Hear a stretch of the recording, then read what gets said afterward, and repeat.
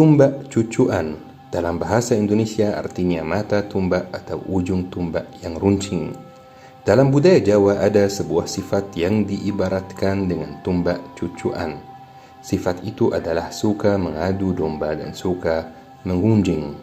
Hal ini karena seorang dengan sifat itu berlidah sangat tajam bagaikan mata tombak. Misalnya suka ribut dan bertengkar dengan sesama, termasuk dengan sanak saudara, tetangga, dan bahkan dengan keluarga sendiri. Orang berwatak tumbak cucuan sering pula dilukiskan memiliki hati berbulu sangat gatal, lidah berbisa ganas, dan bibir berduri runcing, karena sering menyakiti perasaan orang lain dengan ucapan penuh kebencian, suka mencaci maki, menghina, mengadu domba, menyebarkan berita bohong, atau memfitnah. Watak tumbak cucuan mudah menular. Karena itu, jika di suatu kampung ada warga yang berwatak tumbak cucuan dan punya banyak teman, akan segera terbentuk menjadi sebuah kelompok. Misalnya, ada kelompok ibu-ibu berwatak tumbak cucuan yang suka menggunjing. Mereka suka berkumpul sambil petan dan menjelek-jelekan atau menghina orang lain dengan kata-kata keji. Selain itu, ada pula kelompok anak muda yang sama-sama berwatak tumbak cucuan. Mereka suka berbicara kasar dan mengumpat kelompok lain. Akibatnya, mereka sering bentrok. Jika bentrokan mereka didukung orang tua masing-masing, maka bisa jadi akan meluas menjadi tawuran antar kelompok atau bahkan tawuran antar desa yang diwarnai bakar-bakaran rumah dan menelan banyak korban. Orang berwatak tumbak cucuan juga pasti bersikap intoleran dan agresif. Dia suka menganggap orang yang berbeda dengannya sebagai seorang yang celaka dan terkutuk.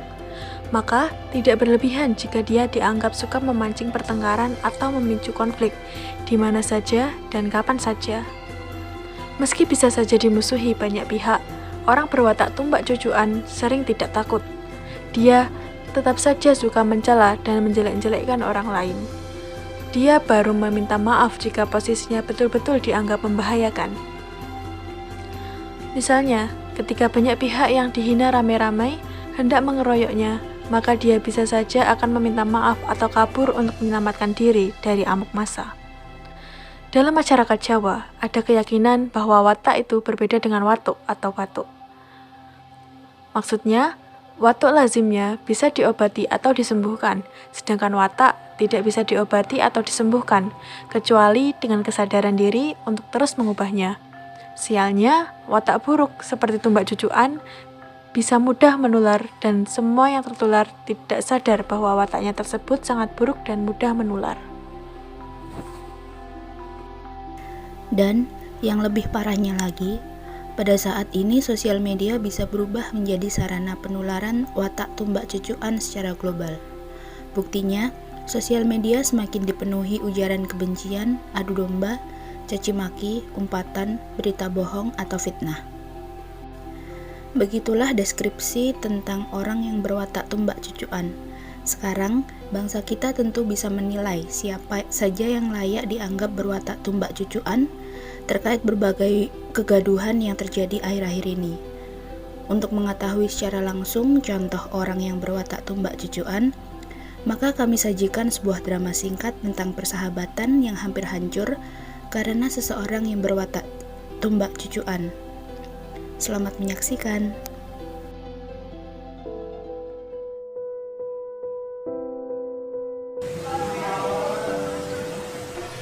Hai Arli. Hai Bel. Kenapa duduk sendirian ngelamun gitu sih? Gak apa-apa kok. Kalau ada masalah cerita aja kali Jadi gini Bel, sebenarnya tuh aku ada masalah. Masalah apa Aku tuh punya hutang paylater yang nunggak-nunggak. Aku butuh uang untuk bayar paylater yang nunggak-nunggak. Hah? Mau pakai uangku dulu? Apa boleh Bel? Boleh, kamu mau pinjam berapa? Aku butuh 300.000 Bel. Ya udah nggak apa-apa, pakai uangku aja dulu. Ya Allah, makasih banyak ya Bel. Gak mau pinjemin aku uang. Iya, sama-sama, nggak apa-apa kok.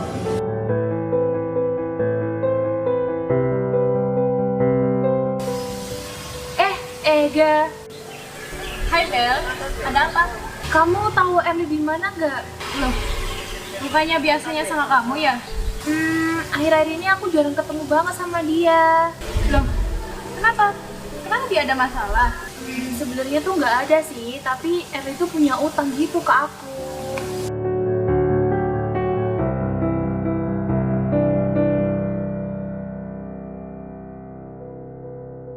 Kok bisa sih? Niatku tuh sebenarnya tuh baik mau bantuin dia, dianya malah kayak gitu. Ya ampun, Erli tuh emang kayak gitu. Punya utang kok nggak dibayar-bayar, mentang-mentang teman sendiri lagi.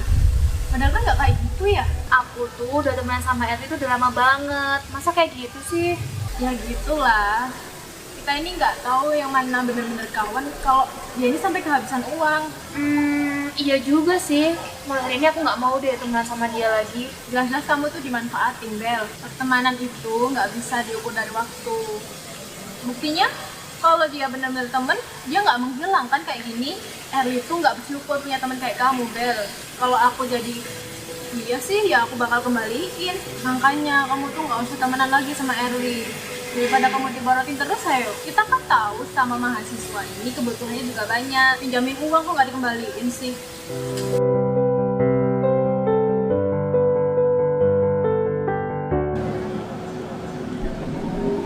Hai Er. Hai Ega. Hai, kamu ngapain di sini Er? Aku lagi kerja Kak di sini.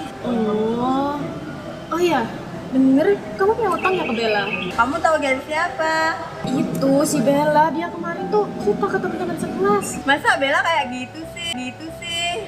Katanya sih kamu tuh orangnya nggak tahu diri, punya hutang kok nggak dibayar-bayar. Terus katanya kamu juga nggak mau temenan lagi sama dia.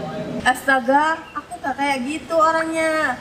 Padahal memang aku jarang main sama dia, soalnya aku lagi sibuk kerja di sini. Ya mungkin dia nggak mau temenan sama kamu kali. Oh, dia tuh sering ngejelekin kamu loh ke teman-teman. Katanya kamu tuh tukang nikah yang nggak tahu diri, mentang-mentang sama teman sendiri. Bella kok kayak gitu ya? Padahal aku memang belum bisa bayar karena nenekku lagi sakit. Emang sok manis dia tuh. Kalau misalnya dia nggak mau minjemin uang sih, ya jangan sok-sokan mau minjemin dong. Kalau aku sih ya aku tulisin aja. Kalau gitu aku nggak bakalan terima tawaran dari dia.